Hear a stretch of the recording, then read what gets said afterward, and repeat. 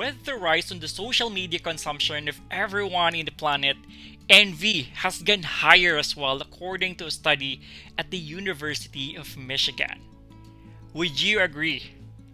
Maybe you've heard others saying, I wish I was like him or like her. I wish my life was as grand as his, or I wish I had billions of dollars, or I wish I was a great speaker, or I wish I was as successful as she is, and a lot more. And sometimes we too are guilty about this. Like we keep on posting in the social media platforms. Like you post your brand new car, or you got hired by this cool company, or you're dining in super amazing restaurant and so forth. And there's nothing wrong about it.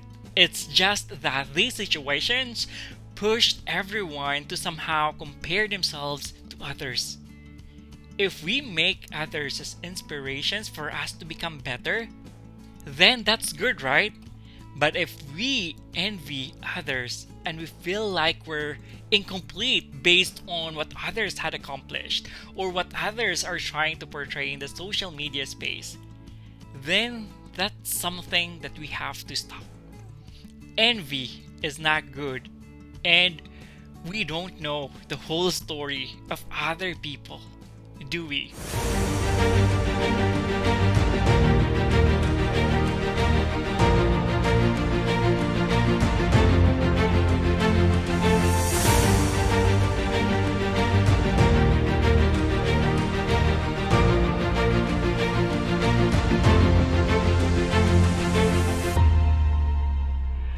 Envy is a negative emotion.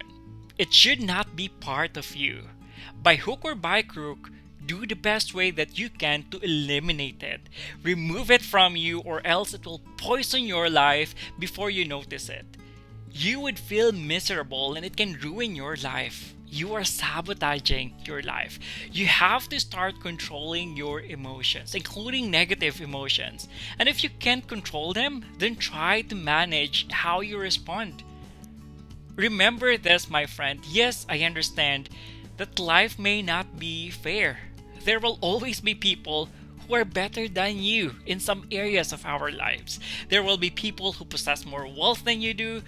Try to let go. The more that you're holding on to this envy, the more that it will drag you down. Try to understand where this envy is coming from and understand why. Another perspective is that, why do you envy the lives of others? You don't know the whole story, do you? You can see others posting about their achievements, but if you would think about it, achieving something is not an easy task. It involves a lot of pain and sacrifices that one person needs to do for him to get there. You don't know the number of hours some people had invested in. You don't know the pain on the discipline someone has observed. Like, say for example, not watching Netflix for more than an hour on a weekly basis, or not meeting with friends to really focus on that something, or maybe invested in so much time on training and mastering a specific craft. In other words, what you are seeing in the social media space is just the output. But if you have the chance to know the truth, to know the inputs, what did they do to get there, maybe your perspective might change. The fact of the matter is that there will always be someone who's better than you. Others might have nicer cars, bigger businesses. Others might have more flashy position titles. Others might have celebrity friends and networks. You shouldn't feel that you're a nobody. It's just our perception that others are better and we are not. That's a scarcity mindset that can trigger strong negative emotions. And you don't need that. You need an abundance mindset. I'm telling you that you are amazing. You're wonderful. Don't be bothered or think a little less of yourself when you see what others have. And you know what? It's better to compare yourself to yourself. Set spend some time with yourself on a weekly basis or on a monthly basis or even on a daily basis. Try to assess how far have you grown as a person. What have you learned?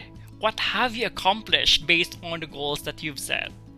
Appreciate all these things and also map out what are the next things that you want to do or you want to continuously do to become better.